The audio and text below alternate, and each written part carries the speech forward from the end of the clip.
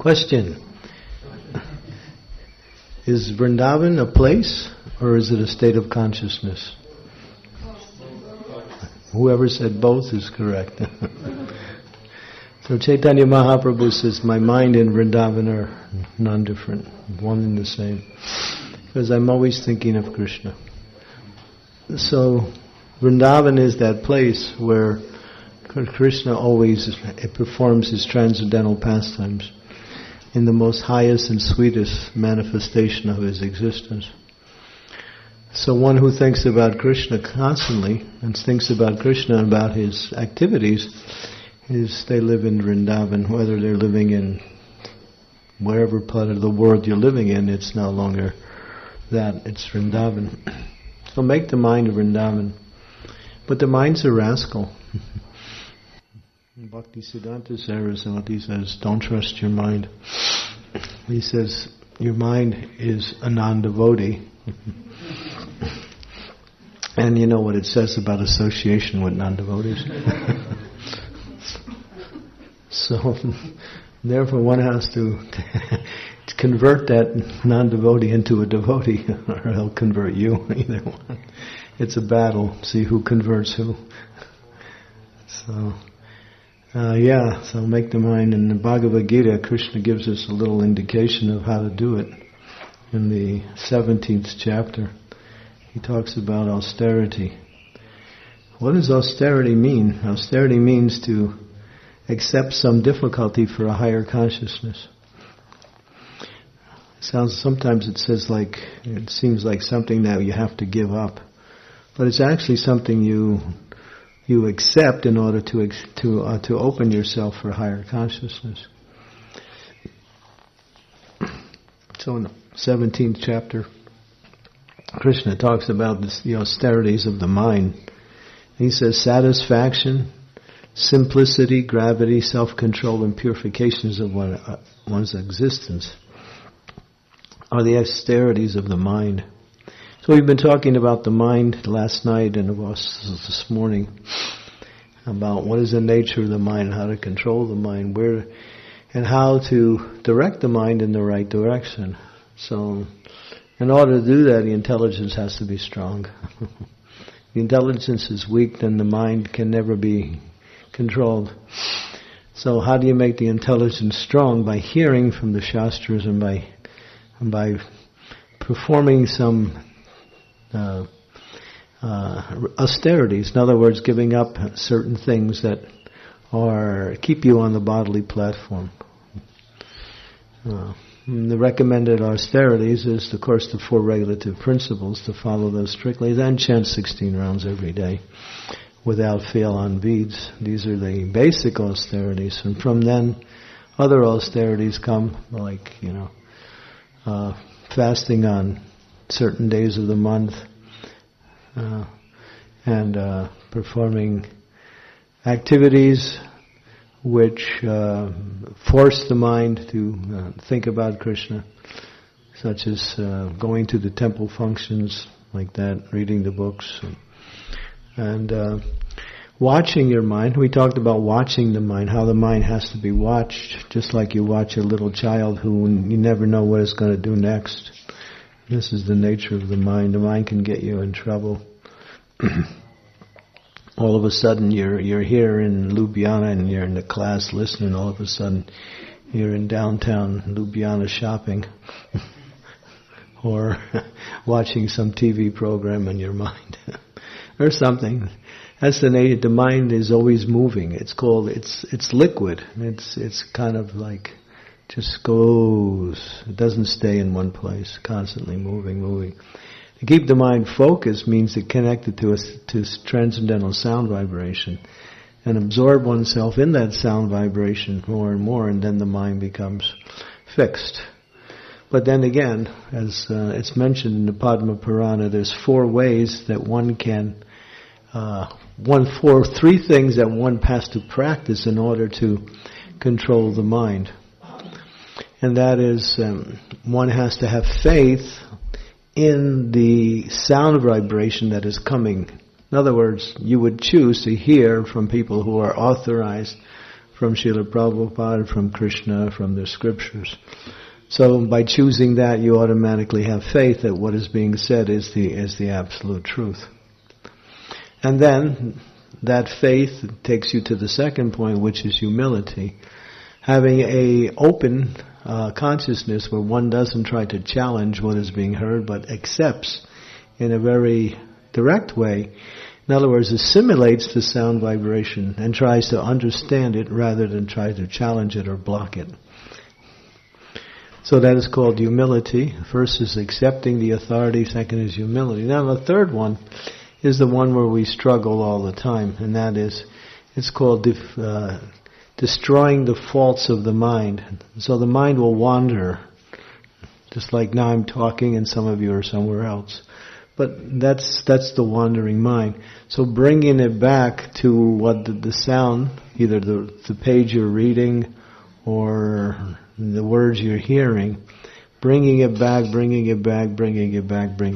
until finally the mind starts to surrender. So it might sound a little severe, but we have to watch and see where your mind is going. That way you can bring it back. Because it'll escape automatically, and then all of a sudden you're wondering, right? Just like you're chanting Hare Krishna, and then all of a sudden you're somewhere else. You're in a movie, or you're talking to somebody. It's just like the nature. It'll do it two ways. First, the mind will not obey your command. It'll just go wherever it wants to go. So you start forcing it. So you start forcing it and bringing it back, and then you're working on it. Finally you seem to get it. And then when you're getting it, all of a sudden, it doesn't run away anymore. It just kind of sneaks away. And where did it go? I was, whoa. Okay, you're over there. Come back. And so you bring it back again, and he's all right, I'm coming. Don't worry, I'll be there. And so it comes, and then again, all of a sudden, wow, what are you doing over there? You know, I like variety. So this is the nature of the mind. It just keeps moving one way or the other. So to really control the mind means to really, and Prabhupada gives a certain statement which kind of gives the qualification for mind control. And he says that one has to hear with rapt attention. The word rapt, R-A-P-T, means complete absorption in the sound. But then he says, no one can have rapt attention who is not pure in mind. So then what do you do if you're not pure in mind? He says, but you have to have rapt attention, and only those who are pure in mind can have rapt attention. And then he says, and they ought to be pure in mind, you have to be pure in activities. That means you have to perform activities in devotional service, and not material activities. And then he goes on to say, and pure in activities means pure in eating, sleeping, mating, and defending. So regulating those activities according to religious principles makes one qualified to develop pure activities which shall lead to pure mind, which will allow you to have rapt attention. When you might think, well, what do I do in the meantime? And Prabhupada gives the concession, all right. But anyway, just try to hear, he says. Even if you're not on that stage of pure minds, just somehow or other try to hear and listen, and as much as you can, and practice that process. It's called, there's different types of ways to listen. And there is challenging listening, there's empathetic listening, there's wanting to learn listening, there is listening to want to take what you hear and use it for yourself. Like, I remember I was sitting in one class with one very senior devotee speaking. I was thinking, okay, I'm going to learn some points in this class and I'll use it in my class. So I sat down, and the first thing he said, now, don't come to class to get some ideas for your own lecture. First thing he said when he opened and I thought, oh, that's the end of that. I was exposed. And I was sitting in the back, so he didn't even see me. So Krishna's in the heart, he knows. So that's not a way to listen, to pick up some information that you can use it for your own advantages. And so destroying the false of the mind means catch that wandering mind and bring it back to what is being said. And then the results of doing these three, that is faith in the hearing, humility, and destroying the false of the mind, leads to the fourth. And then you know, if you're doing the first three based on the fourth is the conclusion. Two things happen, by the way, the hearing process. One is that you get realizations. Oh, yes, this makes sense. I understand it. And the second one is questions.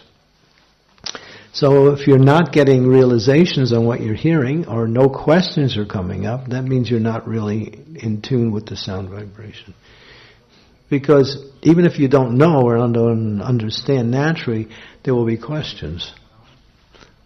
But if you're hearing and you're accepting and understanding and you're getting realizations, then that is also what we say proper hearing, like that. So that's from Padma Purana. It gives us the blueprint on how to practice the process of hearing in such a way that it becomes effective, like that. Because it's all based on hearing. And then gradually the mind becomes what we say focused. And therefore, when here the austerities of the mind, another one is to become satisfied. The mind is never satisfied. There's always something wrong, right?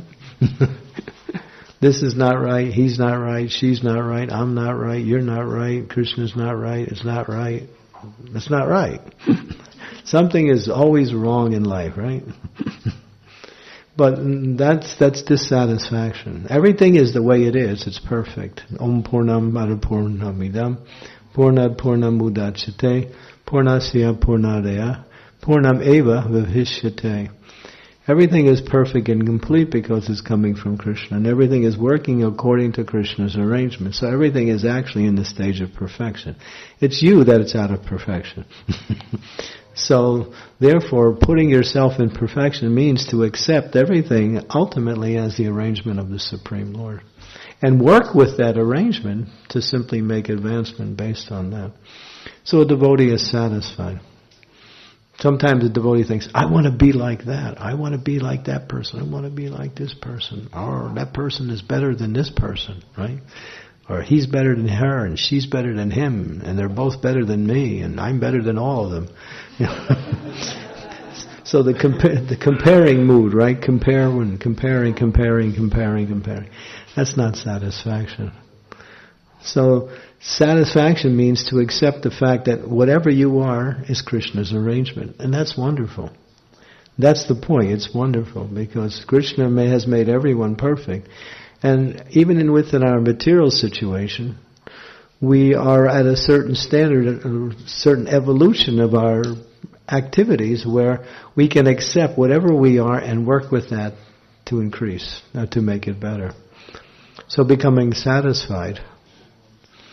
One devotee would say, just be yourself because every other position is already taken. You got it? That means you can only be yourself. So be satisfied with yourself, and because you're perfect, you're a pure soul, and Krishna loves you. That's the point. Krishna loves everyone perfectly and completely.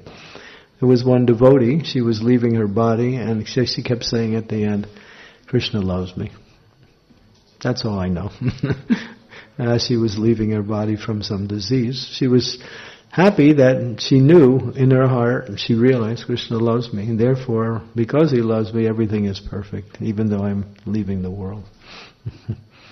So that's Krishna consciousness.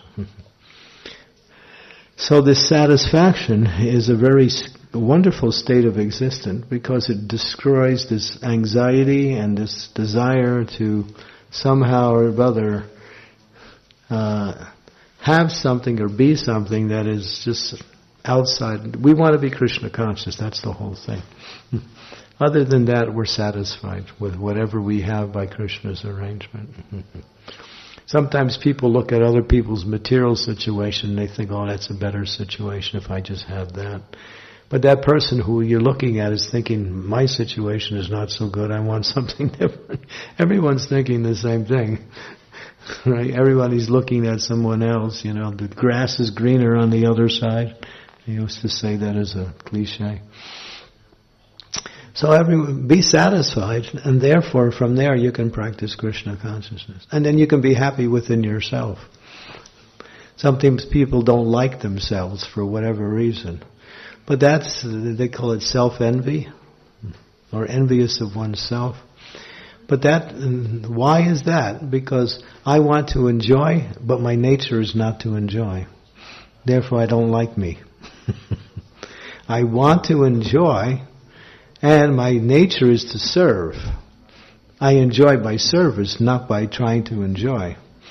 So if I really want to enjoy, then let me act according to my nature, which is servant. Then I will enjoy as a servant. I can't enjoy any other way. I can't enjoy as an independent enjoyer. That's material life. Everyone wants to enjoy by their own arrangements, ideas, mental procedures, like that. But a devotee knows enjoyment means to serve, because that's my nature. I don't like myself because I'm a servant and I want to enjoy, not by serving, but by other ways. Therefore, I'm not happy with myself. So be satisfied that you're a servant, and the best thing you can do, and the only thing you can do, is to serve. Serve Krishna and serve Krishna's devotees. Through that, you become happy and find satisfaction in that, because that's your nature. So this satisfaction is one of the most important principles of keeping the mind in a very peaceful state. It says there's three things. This is kind of not like direct Shastras, kind of like from the Shastras, but more like just additions to the Shastras. It says 3 things you should always be satisfied, and 3 things you should never be satisfied with. Which one do you want to hear first?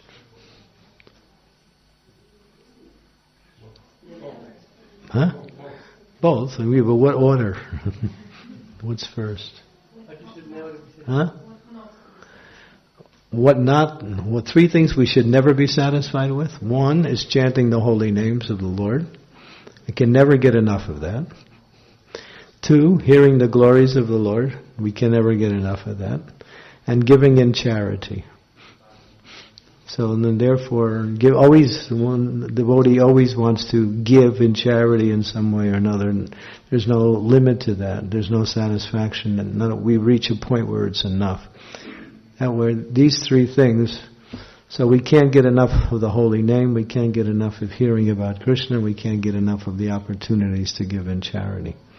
And these are the 3 things you should never be satisfied.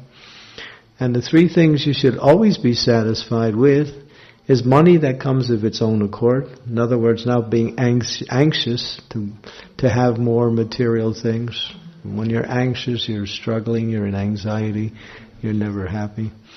By Krishna's arrangement, do some occupation to bring in some finances, and whatever the arrangement is there, live simply and be happy with that. In other words, don't make big plans to make a lot of money and struggle so hard, and then having to work so hard simply to waste time when you could be doing other things that would be more beneficial for your spiritual and for your material development. And the other one is always be happy for whatever prasadam comes. The dal is burnt today. Good, it's got a little extra flavor. In other words, so one should be satisfied with food, whatever comes. For those of you who don't cook, especially me, I know that. I have to really practice that one. When food that comes is, alright, this is Krishna's arrangement. The cook can't cook, but still, this is what happens. So being satisfied whatever food comes by way of natural arrangement. And the last one is wife. Be happy whatever wife you have.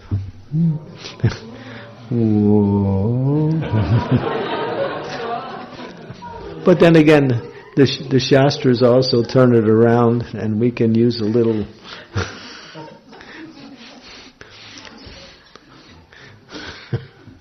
I mean, wife is life. Sometimes she gives strife.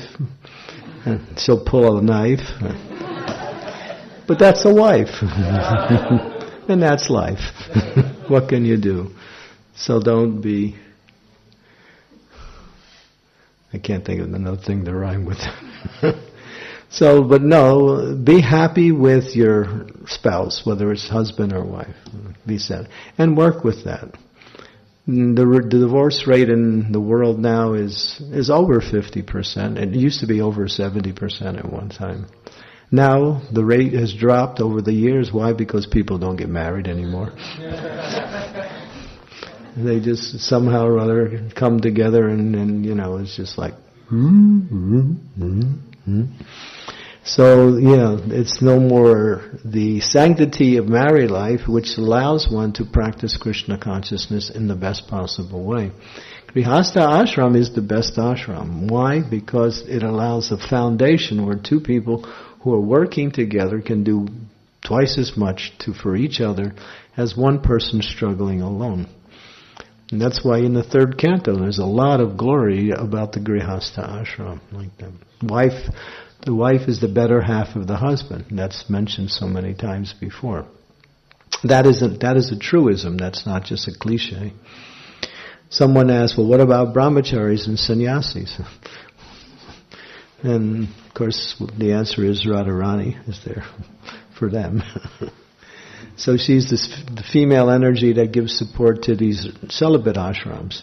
But for the devotee who lives in the Grihastha ashram, actually it says a wife is a boat that can take one across the ocean of material existence. So if the wife is supportive in all the activities of Krishna consciousness, Prabhupada said the house is Vaikuntha. Then the goddess of fortune, Lakshmi, automatically lives in that home. That. So sometimes we think one ashram is better than another, but no, the ashram is the place where you perform your activities in Krishna consciousness. So wherever ashram you are in, stay in that and work with it and develop it and like that. And if there's some reason to change based on increase in Krishna consciousness, that has to be evaluated, and then you can move accordingly with guidance from superiors. And not based on one's own ideas, because we don't see the whole picture. We never see the whole picture. So to be satisfied with one's spouse is very rare nowadays, It's very rare nowadays. But the thing is, you have to take the relationship above the problems that may manifest. You have to come to the spiritual platform. You can't solve the problems on the level the problem is made.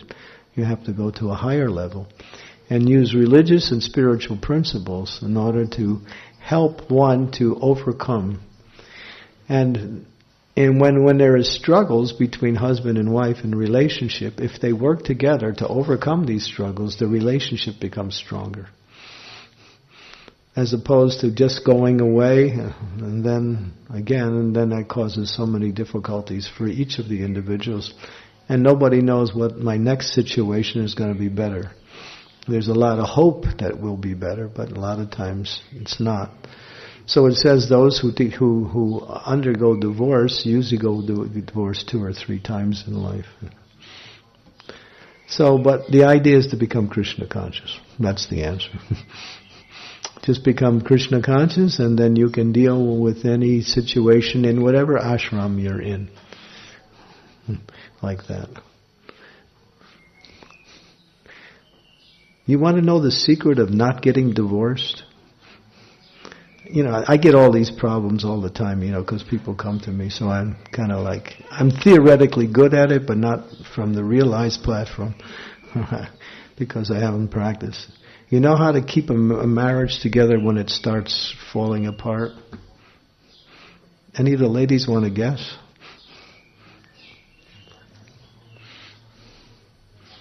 Say one person wants to go and the other person wants to stay. What does the person who wants to keep the relationship should do to make it, again, work?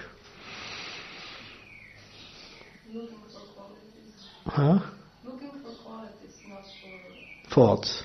Yeah, that's one way. Yeah. Trying to develop qualities. Huh? Trying to develop qualities.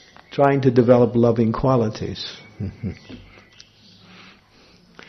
But the other person may have a kind of like a door up. You have to break down that door. Any of the men want to guess? Romance. Remind the partner how it was when you first met. That really renews the relationship a lot. Because, what brought it together was wonderful. Now it's something different. Bring back those memories and bring it in such a way that a person can actually experience it. Because that's there in their experience. All you just have to do is bring it out again. Works. Anyway, I don't know how I got on marriage counseling, but so... There's a nice book. There's a devotee who's coming this weekend. His name is Subha Vilas. He has a book that he's written. It's called Perfect Love. And it's 5.5 stories from the scriptures. And you can ask him about it. And I've read it, and it's the most amazing book to help people who are in Grihastha Ashram. It's all about the perfect romances that happened in the scriptures. And the struggles that they all went through in order to bring it back perfection at the end. It's really an interesting book. I was thinking, what does a sannyasi do reading this book? But when I started to read it, it's the information and the insight and the stories that he brings out to bring these points out is really the highest forms of understanding relationships and how to work through difficulties like that. Life is difficult. There's no question about that. When you accept that, then you can make progress in life. If you're thinking somewhere in life it's going to be easy, then you're living in an illusion. You're living in an illusion. And whether you're practicing relationships in married life or friendship or day-to-day life with people in general, or you're practicing your Krishna consciousness, there's always difficulties. There's always challenges.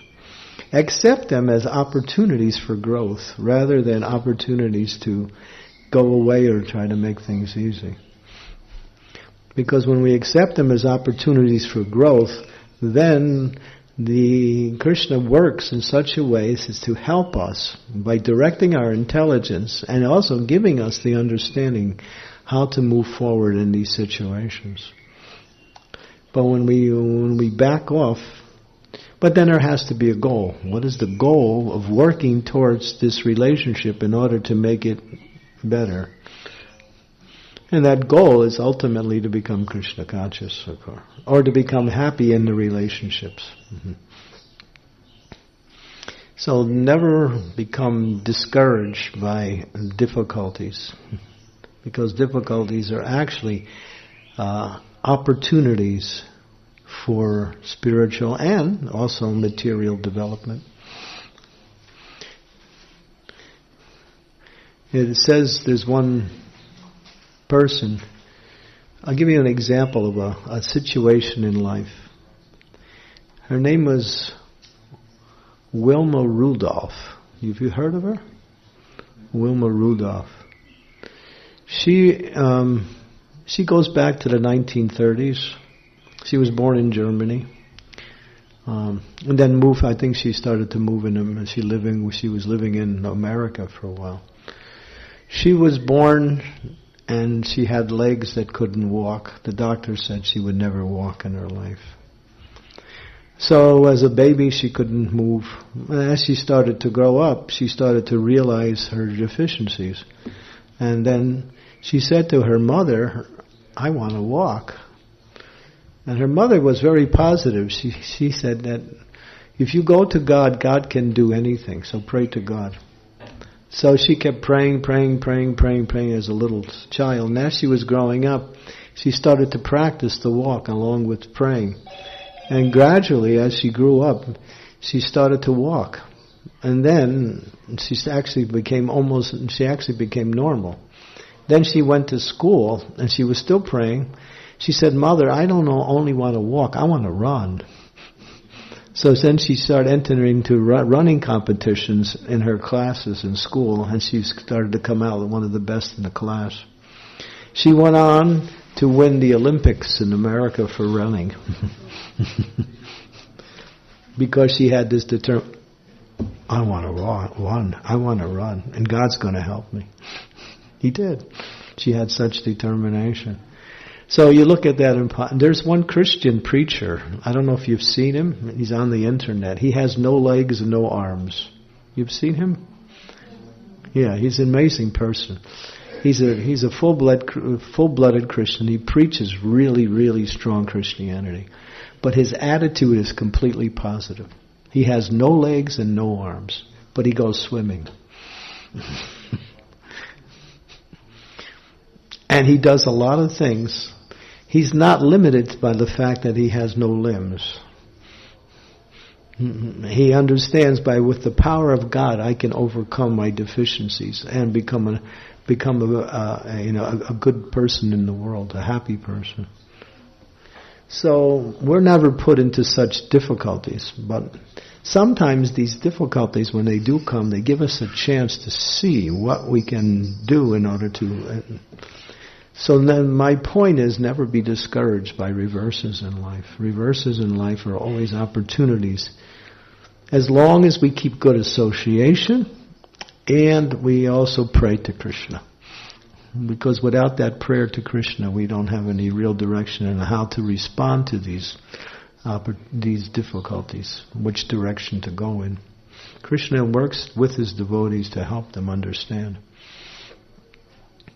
And Krishna consciousness is a struggle. The only way you don't struggle is when you become a pure devotee. When you reach pure devotional service, then everything is naturally happy and joyful all the time. But to reach that stage, we have to go through these difficulties in life. And they're called anarthas, or things that block our spiritual path. But therefore, take inventory and see which things you don't need in life and get rid of them. The excess baggage, the things that envy, criticism, nonsense talk, wasting time. These are the things that really take away from our spiritual life. Work with those and accelerate and focus on the positive. Chanting, dancing, reading Prabhupada's books, preaching Krishna consciousness. Jai Shri Sri Panchatattva Ki Jai.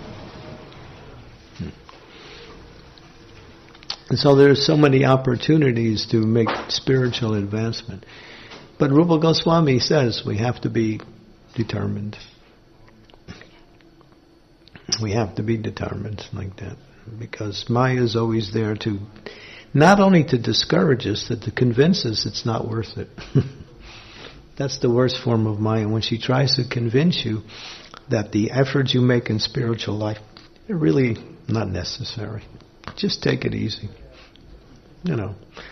It's not, you're not going to be a pure devotee in this life, so don't try so hard. Just go with the flow, chant once in a while, read a few books, be nice. She knows she can't tell you, don't be a devotee. She won't do that because she knows it doesn't work. She just gradually uses a little, persuasion, just kind of make you relax and take it easy, I haven't been to a movie in a long time, and this is one of my favorites, so take a break. Go to the beach. I remember when I first joined the Hare Krishna movement, they would tell us one of the most dangerous time of the year is summer. It's the time for enjoyment. Be careful. Be careful of the summertime. The wintertime, you're restricted and it's difficult. Summertime is, oh yes, now I can spread my wings.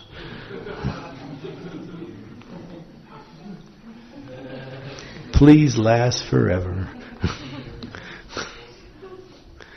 There was one devotee who used to come to New Vrindavan. And he would come in the summertime, and then when the winter he'd go away, and then come back the next summer. So we gave him a name, Samarishwara, we called him. His name was Sureshwara, so we called him Samarishwara. So you have to be careful of the warm weather. It's a time for relaxing, taking it easy, and just sitting out on the cafe and talking for 6 hours and not doing anything. Wasting time. Time is so precious. It's valuable. You can't buy it back. Bhaktisiddhanta says, money, you can get it, you can lose it, and you can get it again. Time goes in one direction. Time moves and never comes back. So time is very precious. So use your time in the best possible way, and then you'll find that every time you use your time in the best possible way, you find the activities you're doing are always good. They're always nice. The mind will say, oh, what do I do now? And then Krishna will say, chant Hare Krishna. I did my 16 rounds. So what? Do more. You can always chant if there's maybe nothing to do, or apparently you have some free time like that. So Prabhupada said, you have free time, find another devotee, sit down, have some bhajans. And then you're in Krishna conscious. So using time in the best possible means to understand whatever time I have is important, it's precious, it's limited. Youth is a folly because youth teaches us, oh, I got so much time. When you get old, you think, when is that day coming? When it's all over. So be careful of warm weather and young age, because these are the two things that are taught to us by material energy as a time to enjoy. When you're young and when you have, the nice, warm summer weather. So, it doesn't mean you don't do things. We sometimes we go swimming, sometimes we do other things, but do everything in relationship to what's best for your Krishna consciousness. And that's the most important thing. And then you'll always be happy. Because when you're Krishna conscious, you're happy. That's the only platform of happiness. To have a nice material situation means sooner or later, usually sooner, that material situation is going to change. Because nothing stays in this world. Everything is always moving. And it's not always getting better either. So don't trust any situation. Always try to be Krishna conscious in whatever situation you're in. Yeah. So one of the ways is become satisfied with whatever Krishna gives you or whatever Krishna has made you, and simply work from there to practice your Krishna consciousness. Don't think I have to be something else, I have to do something else, I have to gain something. In the three modes of material nature, goodness, passion, and ignorance, there's three things. A person in the mode of ignorance thinks, if I can get something, I can do something. And if I can do something, I can be something. Mode of ignorance. Getting, doing, being. In the mode of passion, a person thinks, if I can do something, then I can get something, then I can be something. So doing first, and then getting. Person in the mode of goodness thinks, if I can be something, then I can do something, and I can get something. So it's about character. And from goodness we go to transcendence, just be Krishna conscious. And everything else will follow automatically. Okay, so any questions, comments?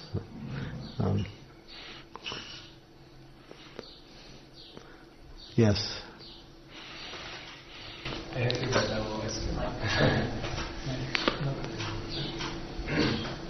Thank you very much for lots of points. I kind of have also situations when, let's say, like today, we have some more free time, and then think like, oh, should I chant more or something? But then I think like, you never read, so maybe you should read first. That's fine. So is it like, can we just like make like a list? Do something that will further your Krishna consciousness. That's all. In other words, don't waste time. Reading, chanting, doing some service, assisting another devotee in service. These are all things you could use. Any other questions? Yes. First, thank you for your time and sharing your time with us. And I have one question. Before we were talking about the wife and husband and marriage, and I wanted to ask, were you serious with this? If a woman wants to stab you with a knife? No, that's just a joke. That's just a joke. No, that was just a joke. They just find the tape and cut that part out. That was just a joke. There was no truth to that joke either, don't worry. Why, is that your situation? I was in that situation, so I cut. Get out of it, yeah. It's better for both of you if you don't. No, I was just making some puns on rhymes, that's all. Yeah. Any other questions? None of the ladies have questions? Yes, Mr. Roberto. It's easier to remember when I write down. Three things that we should be satisfied is money that comes by our own accord, over endeavoring to get more money. So it doesn't include the when we have some talents and we are actually developing these talents. The thing is, the scriptures say live according to your needs, and that way you'll have enough time for practicing Krishna consciousness. If you have a house and you have a wife, you're a householder, there's certain needs. If you're single, there's lesser needs. But if you go according to the standard worldly, statements of what you need, you'll be buying everything. I need this, I have that. Just like, I've had my computer for the last 6 years, the last one I had. So I thought, all right, I should get another one. But then the person said, why? It works. I said, yeah, okay, you're right. So it's still working. I didn't get in. So the idea is, we're always thinking to change, make it better, get a better car, get a better computer, get a better this, better that, get a better that. Learn how to live within your needs. Those who live simply are more happier than those who try to, collect a lot of material things in order to fulfill. Because material things really just fulfill this need of loneliness. That's all it is. If you have relationships with other devotees, then that's the fulfillment you need. All these other things are not so important. That's why the most important thing in life is relationships. Develop relationships with Krishna, develop relationships with devotees, and based on those relationships, you're happy. And then you don't start thinking about all these other needs that are coming up. They keep selling products based on people's dissatisfaction with life. Because you're dissatisfied, therefore you need this to be happy. And therefore they're making more money, just simply by, trying to tempt you to get more, to have more, to do more, like that. Okay, so it's based on how much more time you spend for work and what kind of things you're spending on. Yeah, the idea is one of the austerities of the mind is simplicity. And the Sri Ishopanishad says, Ishavasham idam sarvam. That everything animate and inanimate is owned and controlled by the Lord. And one should live according to their quota. If one lives according to their quota, then they can aspire to live for hundreds of years. People don't live according to their quota, they just try to get more and more and more. Because that's the lack of fulfillment of the heart. When the heart is satisfied, then you don't need all these things. But just is to fill that void of... Because life means two things: to give love and to receive love. This is life. To give love and to receive love. If you want to receive love, you have to give love. If you're waiting to receive love and you're not giving love, good luck. If you want to be loved, love. So therefore, if you learn how to love others and love Krishna, then you'll find that your life is fulfilling like that. And then you don't start to worry about so many other things. Because that love is all you need. That's all you need. And you may have some other things you need in order to keep your body and soul together. But you don't go around trying to get so many things because you're satisfied in relationships. And the highest principle of life is a loving relationship. And that's the purpose of life, is to find love in life. Find that love with Krishna, and then you can find it with devotees, and we can find it with everyone, actually. So that love means to serve. Love means to serve. Love means to sacrifice for a person you're trying to show love to. Whether it's Krishna, your wife, your husband, or someone in general. But that sacrifice becomes pleasing because the result is the loving exchange comes like that. When one is always thinking about what they're going to get in a relationship, then it's more like a standoff between two people trying to get something from the other person. And that's why relationships fall apart. Relationships last when people try to think, how can I serve the other person in such a way as to benefit that person or to make that person happy. Then that is the relationship. So you learn what that person likes or what that person needs, and you try to fulfill that. And that develops a loving relationship. And that's what keeps relationships strong. So with Krishna, the spiritual master tells us what Krishna wants from us, and we try to fulfill it, and we develop our attraction and love for Krishna. So in our day-to-day life with devotees, if you want to serve and have a relationship with devotees, do something with devotees. Give them prasadam, give them a gift, tell them about Krishna, assist them in their service. Talk about Krishna, work together to practice Krishna consciousness. All these things are natural to happiness in Krishna consciousness, or just basic happiness in the world like that. But there's different types of personalities. So some persons are very more able to do that easily, and others are more have to make an effort. Just like giving people knowledge is a way to benefit a person. So you may not be so personally in a loving relationship, but if you can give people knowledge when they can use that knowledge to benefit, that's showing love to that person. It's done as a service to the person and not simply as an expression of one's ego. Does that make sense? I know I'm just talking. If it doesn't make sense, just say, "Hey, Maharaj, wait a minute." Yeah, let me know if I'm not saying the right thing, because sometimes I need to be corrected. Any other questions or points? Yes.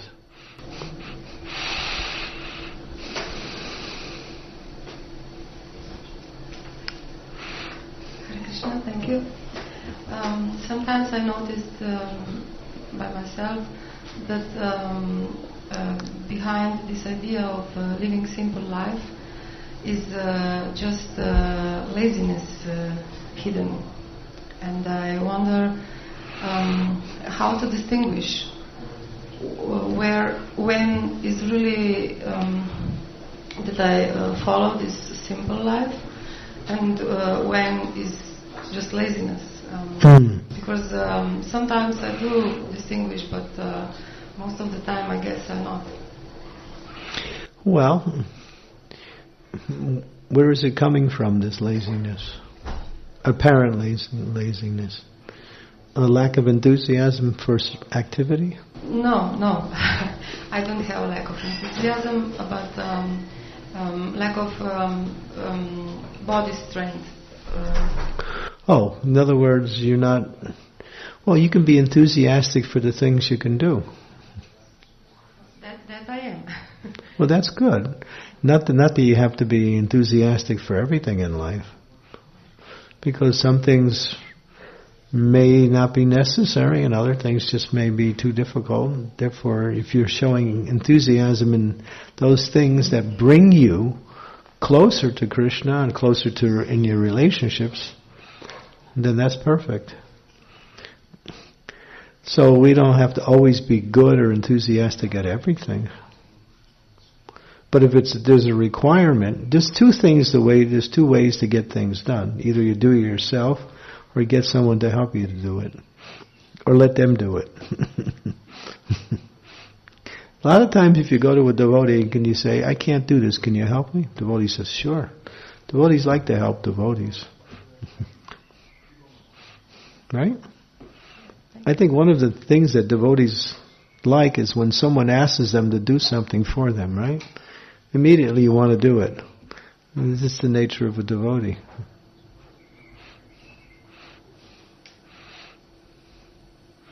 So sometimes we have to ask someone to help us like that. And that builds relationships. As long as it's not putting that person into a difficult situation, then you'd establish some kind of relationship. It has to be done in a respectable way, like that. Hey, can you teach me how to do this? Or I'm lazy in this way. Not lazy. It's not lazy, it's just a lack of interest, I think, sometimes. We may not be so interested in reading, but we can be interested in hearing. So we can, if we're not always enthusiastic to pick up the books and read, we should at least hear the lectures.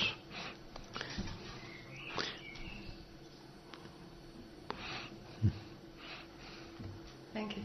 Mm-hmm. Okay. Anything else?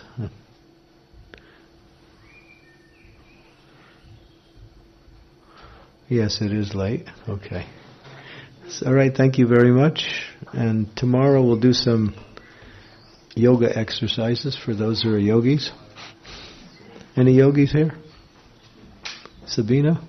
Okay, we got one yogi. You'll like this one. Come to class tomorrow. Okay. We're going to switch from bhakti yoga to preliminary bhakti yoga of some pranayama. I'll teach you some pranayama which will help you in your Krishna consciousness. Oh, before we close for the night, I've been talking about the holy name in the morning and about the mind in the evening. And there's this one little book. It's called 20 Affirmations based on improving the quality of your japa, written by my godbrother Mahatma Prabhu, who runs japa workshops all the time. And based on his experiences, he's come up with these 20 statements. An affirmation is a statement of positive doing. It's like a sankalpa. I will do this. So he's made these affirmations based on his workshops, which give us a certain mindset that we can carry into our japa, which will improve the quality of our japa. So the book is free, but if you'd like to give a donation, we don't have a problem with that. But the book is free. Anyone who didn't get one this morning, you can come up and get one tonight, and here they are. And read one. I read one. I was reading them every day. One I just opened one randomly.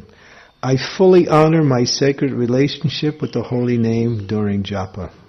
That's one of them. I treat the Maha Mantra as Radha and Krishna fully present in sound. It's all positive statements that help develop a certain mindset.